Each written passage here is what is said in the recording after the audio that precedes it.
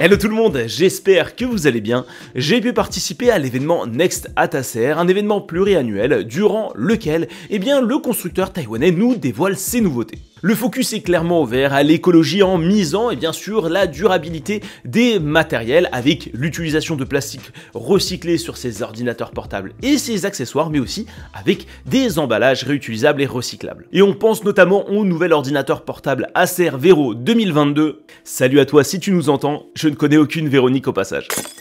La présentation générale n'a pas fait mention de Chromebook, cependant, il y a bien des nouveautés de ce côté-là. Cet événement, c'était l'occasion pour moi de prendre en main 3 Chromebooks dont 2 nouveaux, et j'ai bien sûr effectué quelques captures vidéo pour vous les partager. Donc n'hésitez pas à liker et à vous abonner à la chaîne si vous appréciez ce genre de contenu. Et je vous ai mis mon choix préféré en fin de vidéo, ça vaut le coup de rester jusqu'au bout.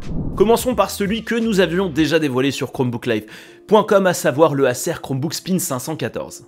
Ce modèle est très probablement le premier à proposer les nouvelles puces AMD destinées au marché du Chromebook, les puces AMD Ryzen 5000C.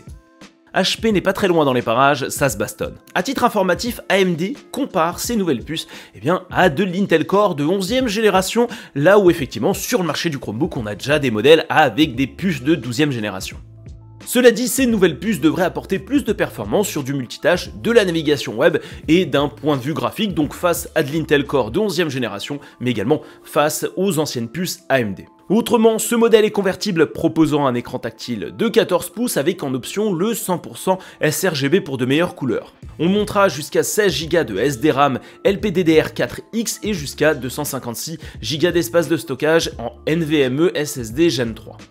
Un modèle qui devrait sortir au 3e trimestre de cette année en Europe au prix de départ de 749 € et dans sa version Enterprise à 849 €. Cela faisait très longtemps qu'Acer n'avait pas sorti de tablette sous Chrome OS contrairement à la concurrence. Et le constructeur revient dans le game avec le Acer Chromebook Tab 510, une nouvelle tablette renforcée à destination du monde de l'éducation et des entreprises. Et la grande nouveauté, c'est qu'il est possible d'ajouter un étui clavier, le Folio Keyboard vendu en option, et elle devient donc une tablette 2 en 1. La tablette vient se greffer à l'étui qui va réussir à la maintenir fortement de manière à ne pas pouvoir la faire tomber. Je l'ai essayé et c'est difficilement retirable, je trouve ça effectivement très pertinent, notamment dans des contextes de conditions extrêmes comme un élève qui est en train de courir dans un couloir ou plutôt un agent qui est en train de travailler sur des infrastructures tout en haut d'un poteau. Oui, ça peut tomber et se casser.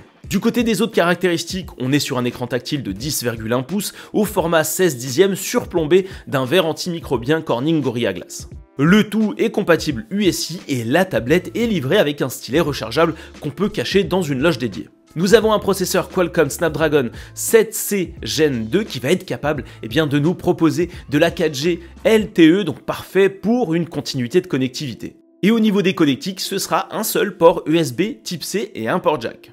Pas plus d'informations sur une quelconque sortie en Europe, cela dit, il existera bien entendu une version Enterprise. Le meilleur pour la fin, j'ai nommé le Acer Chromebook Spin 714. Disons que ce sera le plus haut de gamme chez Acer embarquant du Chrome OS. En termes de design, nous sommes dans la lignée du Acer Chromebook Spin 713 que je possède, excepté qu'on va avoir un coloris bleu sombre vraiment élégant et un intérieur plus bombé.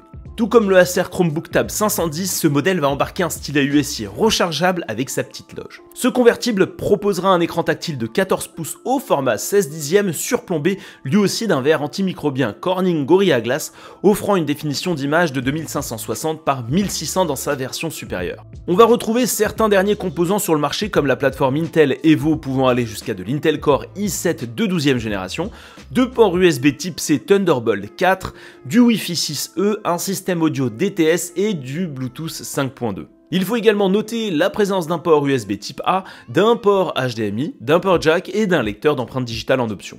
Ce modèle sortira en Europe courant août 2022 au prix de départ de 879 € et de 979 € dans sa version Enterprise. Sur les trois, c'est bien le modèle qui m'intéresse le plus et qui pourrait largement remplacer mon Acer Chromebook Spin 713, tout en sachant qu'au vu des caractéristiques, il devrait pouvoir faire tourner la plateforme de jeux vidéo Steam. À ce propos, je vous ai fait une vidéo d'installation et de test de Steam sur Chromebook, n'hésitez pas à y jeter un œil. Voilà tout pour cette petite vidéo de prise en main des nouveautés Chromebook de chez Acer. J'espère que ça vous a plu, si tel est le cas, n'hésitez pas à liker et à vous abonner à la chaîne si vous ne l'êtes toujours pas, et je vous dis à la prochaine. Ciao, bye bye.